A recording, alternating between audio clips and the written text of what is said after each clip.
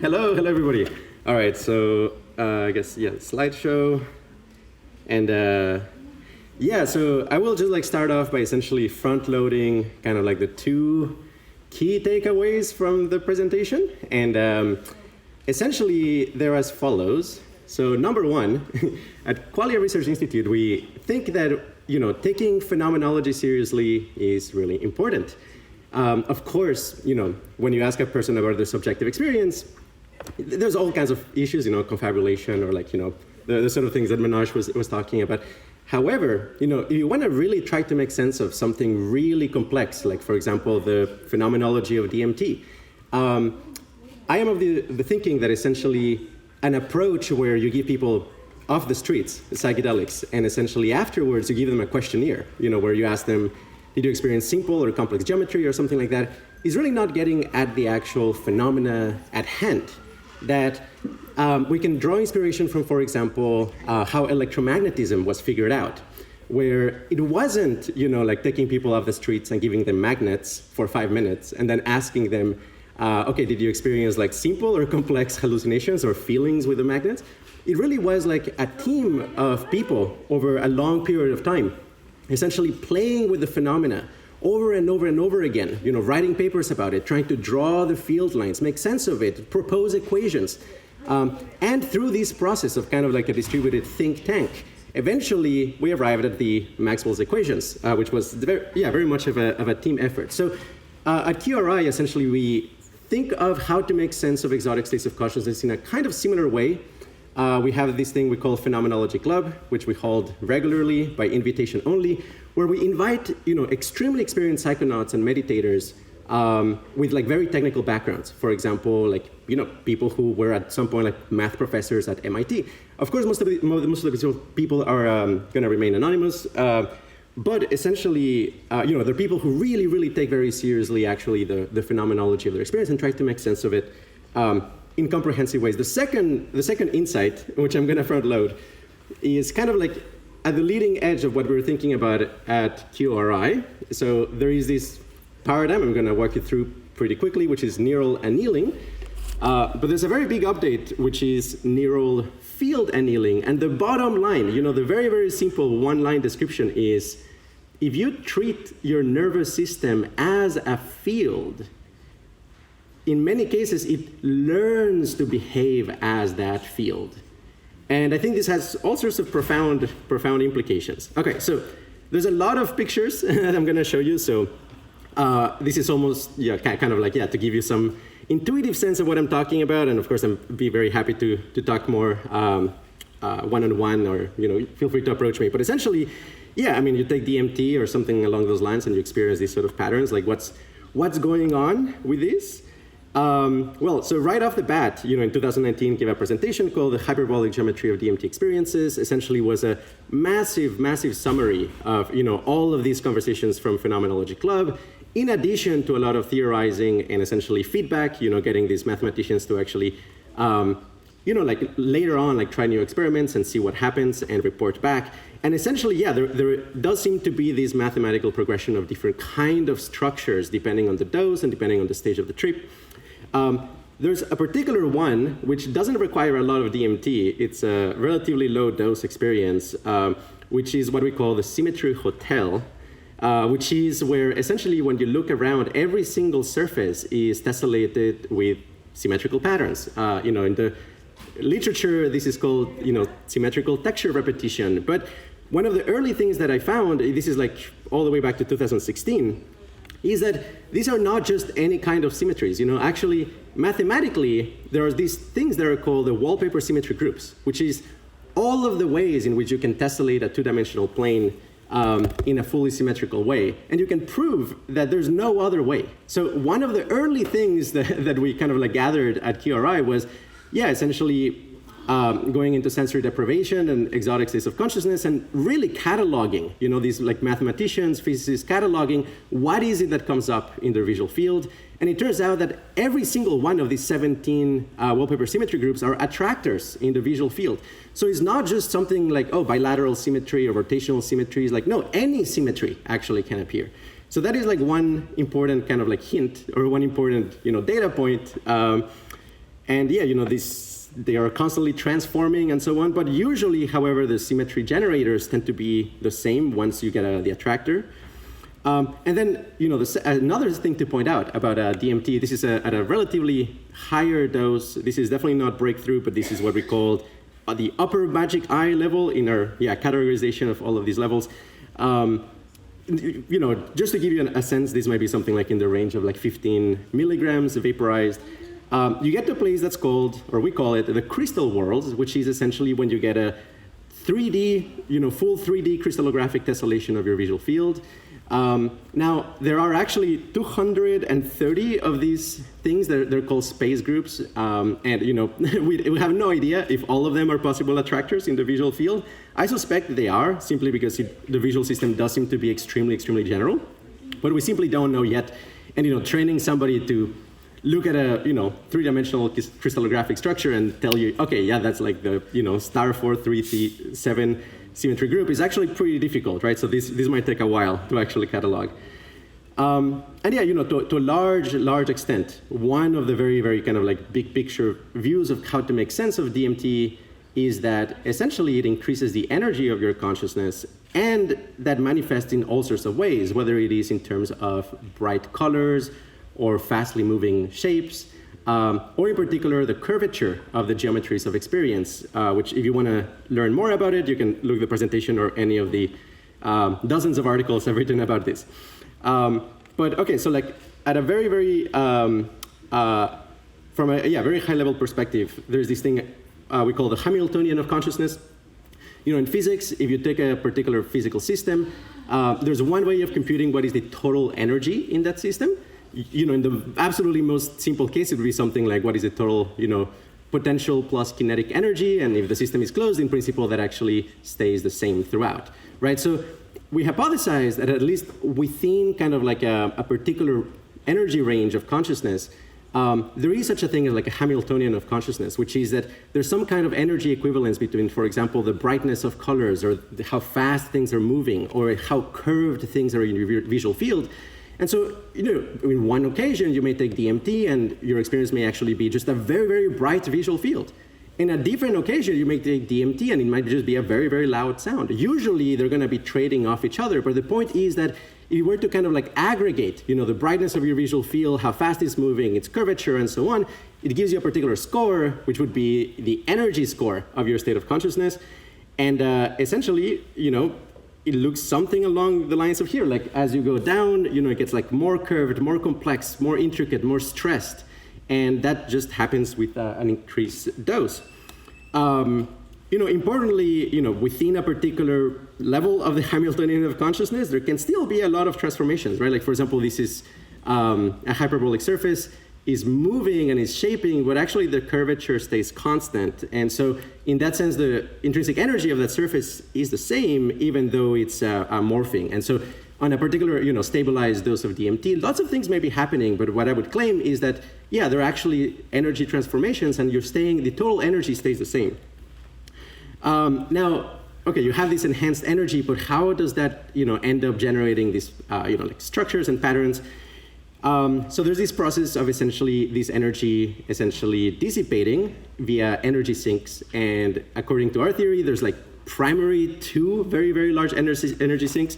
The first one is essentially symmetry. You get like this symmetrical texture repetition and so on, or crystals, resonances. There's a lot of ways in which symmetry manifests. But that essentially is like very efficient at dissipating energy, and so it becomes essentially kind of a possible, like attractor, like a way in which energy tends to dissipate. The second one is like semantic, essentially recognition. What you can recognize essentially functions as an energy sink. So when you raise your energy that high as on DMT, the things that you end up experiencing tend to be hybrids, or things that have like both a lot of complex symmetries simultaneously as are things that you recognize. Now, I don't actually care that much about the things that you recognize because they're very idiosyncratic, right? Like if you tell me, hey, I experienced like a clown dimension and I talked to a dragon or something, I don't know if you took salvia or DMT, right? Like that kind of information doesn't really tell us about the structure or the shape or the texture of the experience.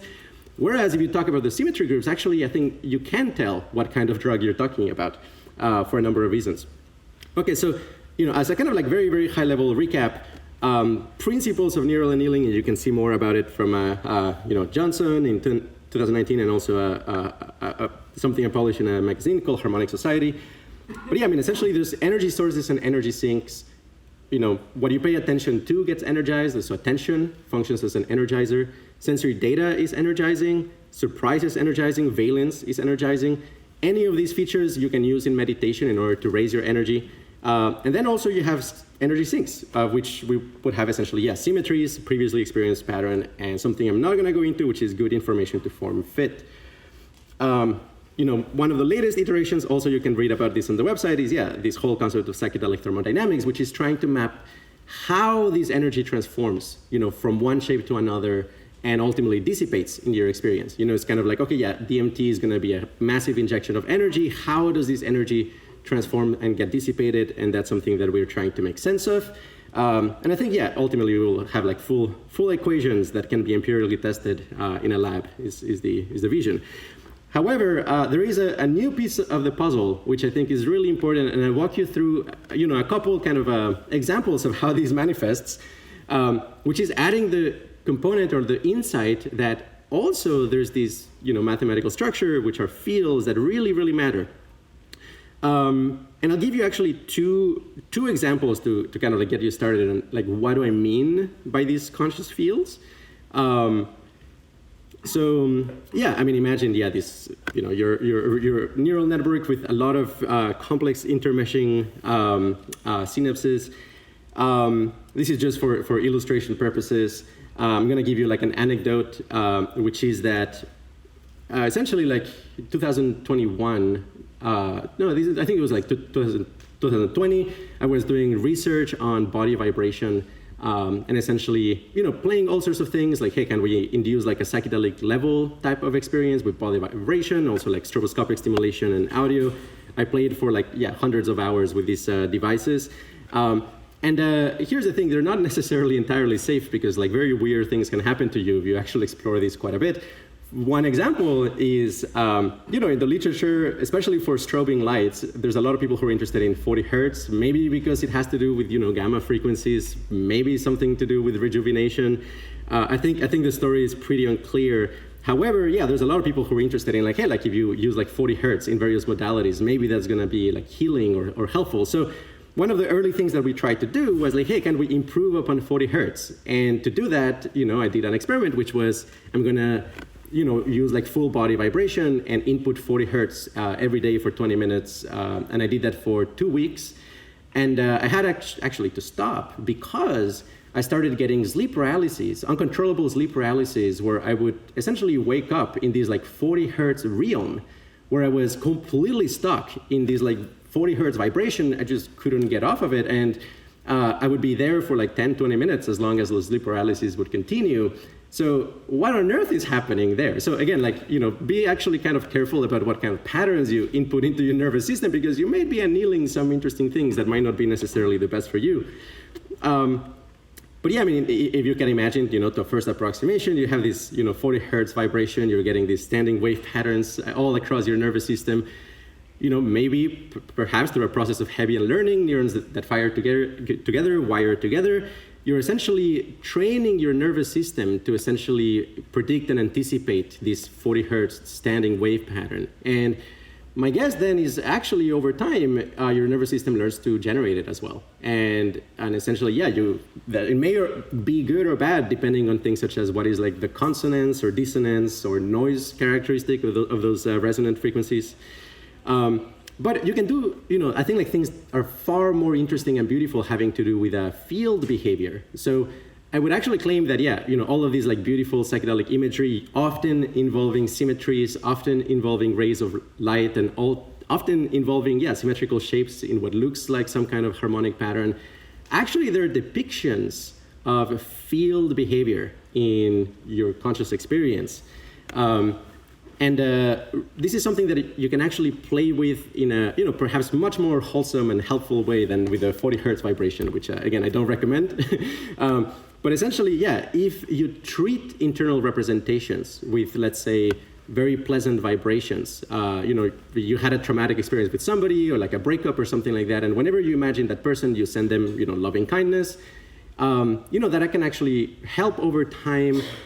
And I would actually claim that what you're doing is essentially sending a particular vibratory pattern to those internal representations that slowly but surely is re-annealing them. And essentially doing field annealing on them, where you're slowly actually training those internal representations to behave as a very consonant and beautiful field, as opposed to, whatever dissonant structure happens after a breakup. Now, using kind of like the metaphor of the field from physics is, something that has a lot of, background in neuroscience. Very, very famous approaches for example, making sense of, form constants, Kugler shapes. So, you essentially treat the visual system as a field with a particular field equation, and you look at, okay, what are its stable attractors, and like, okay, this kind of looks like what people report on psychedelics. Here's the thing, though, even these researchers completely acknowledge that, like, not even within the data set that they had, they could replicate all the images. And these are like very ancient images, right? Like, these are not like, R/replications, people who are trying to like make very, very accurate, mathematically precise depictions of what they're experiencing, which, it is what we're trying to do at QRI. And in that sense, what this sort of research has tried to explain, I would say, is actually just a tiny subset of what needs to be explained in psychedelia. And of course, much more recently you have, modeling the whole brain as a field with connectum eigenmodes and geometric eigenmodes. Amazing research. I would recommend, getting into it. I think it's going to be really, really paradigm shifting for how we think about how the brain works. However, even this, I think, doesn't quite get at the actual magnificence and bizarre properties of consciousness, because not only you get resonant modes in your experience, you also get sort of what we call phases of consciousness. And I'm just going to walk pretty quickly through these, as I think I have like, 6 minutes or something like that.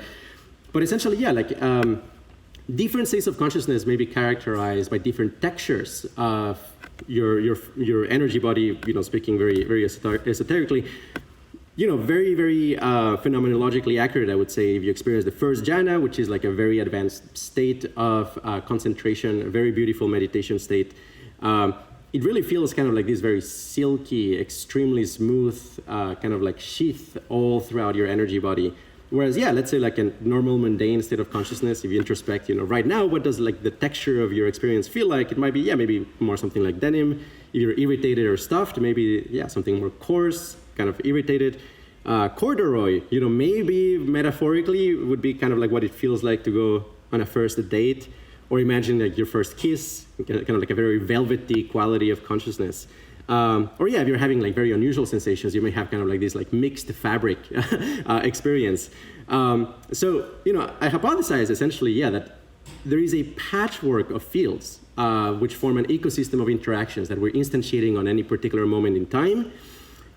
Each patch, each subfield essentially has smooth geometry and a wave equation. So essentially that is kind of like the key kind of like characteristic of a conscious field within the neural field annealing paradigm, which is that fields essentially have these two properties. A is smooth geometry, and B, a wave equation. So what I was telling you about, the 40 hertz, I think essentially that is actually what I was essentially training, like A, a particular smooth geometry throughout my nervous system, and B, a particular wave equation that describes how energy travels within it.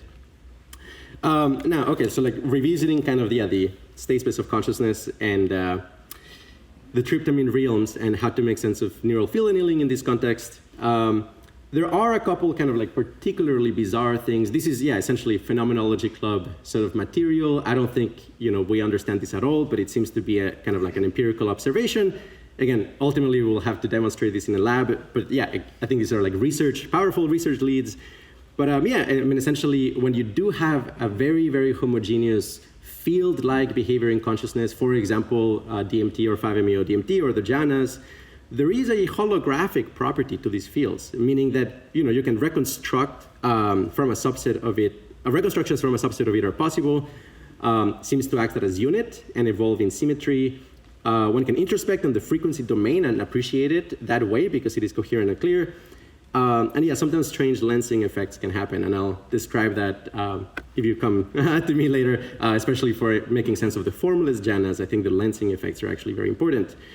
So yeah, I mean, if you picture, okay, what is going on in a DMT experience, I think a fairly accurate picture is that you essentially have these competing clusters of coherence or competing fields that are beating for your attention and are actually I'll show you one last thing after that, but essentially, yeah, it's kind of this like patchwork of locally coherent fields that are essentially trying to compete for, yeah, colonizing the entire experience, but often not succeeding at it because that's just not a stable attractor of the state. But there's also another very crazy thing about these fields, which is that they're also sending what feels like waves of energy to every other field within your experience. And the actual experience that you're having seems to be some kind of equilibrium or some kind of equilibrium of all of the fields interacting with all of the fields.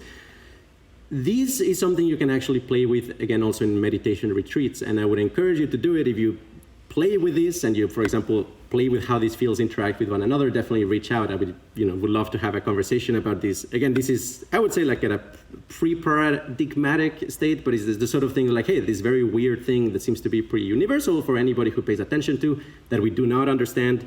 Yeah, is the sort of thing that QRI is very excited about. To recap, properties of conscious fields. So, okay, attention behaves like a PageRank. This is like the idea that, yeah, essentially every field is sending waves of energy to every other field, and the actual experience that you're having is the equilibrium of all of them put together. They have like a wave equation, a smooth geometry, holographic properties, and yeah, there's a frequency and space trade-off each other, which is implicit in the holographic properties. Okay, so this is a shirt you can get online with a QRI logo with the 17 wallpaper symmetry groups. It's something that, yeah, like you can train yourself to recognize these on a psychedelic state. I very much believe in kind of a dojo or like, an expertise-based approach to, understanding exotic states of consciousness. Where you essentially train people to become really good at describing very precisely what they're experiencing. And, in terms of neural field annealing, again, on DMT, all of these things may show up, but then they will start interacting with each other. So again, like really pay attention to this process next time you vaporize DMT. And what you might notice is that, yeah, you experience these very, very strange kind of like, subfields that send and receive waves to each other in a coherent way get reinforced. So actually, there seems to be an entire algebra of how the fields interact with each other and which ones can actually reinforce each other, which ones inhibit each other, which ones just go through each other without interacting. We're obviously very, very interested in that. Okay, like what kind of wallpaper symmetry group behaves in what kind of way? I mean, we don't yet have enough data for this, but yeah, hopefully next year we'll be able to get some really solid data on this. Attention as a catalyst for synchronization. So essentially, whenever you pay attention to two of these subfields at once, they will try to synchronize with each other to various degrees of success. That is also something you can test, just empirically on meditation. It might take you like 5 minutes to get this effect, but it's very simple and robust. If you pay attention to two regions of your body at once, for 5 minutes without distraction, and you pay attention to the vibrations in those two regions of your experience, you will notice that they start synchronizing with each other. If you continue on that gradient and try to synchronize all of your experience and you're successful at it, you would go into a Jhana state. So something to try out. And yeah, once these fields actually interact, this is kind of like where you get like the particularly bizarre things because you get this sort of thing. This is, close to a breakthrough level. By symmetric vision, an amazing psychedelic replicator. What I want to point out is like, if you're experiencing something like this on DMT, again, like pay attention to how all of the surfaces are tessellated with wallpaper symmetry groups, and their emitting wave is as if they are radiating energy, as if. I mean, I'm not sure if that is physically what is going on, but computationally, it is as if that is what's happening. And they're trying to sync up with each other, but they're just too many and they're incompatible with each other. So it's very, very hard to do that. There's very few kind of like fully symmetrical attractors. So it's more of an ecosystem. And I will conclude with, three very, very strange things about this. Again, we like strange. We like things that we can't explain, but they are reliable and you can train yourself to detect.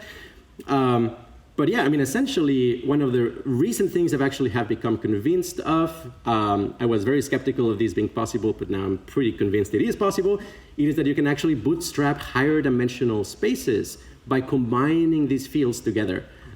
It takes a lot of practice, it's not easy. I mean, I've talked about hyperbolic geometry on DMT that is like automatic. I think like that happens to everybody, whether they realize it or not. You just need to pay attention to the signatures of hyperbolic geometry. Higher dimensional geometry, I think, is actually much more rare and requires skill and meditation and really kind of like treating, let's say, taking DMT as kind of like an art, kind of like, you know, glass blowing as opposed to just like blasting off and kind of cooling down.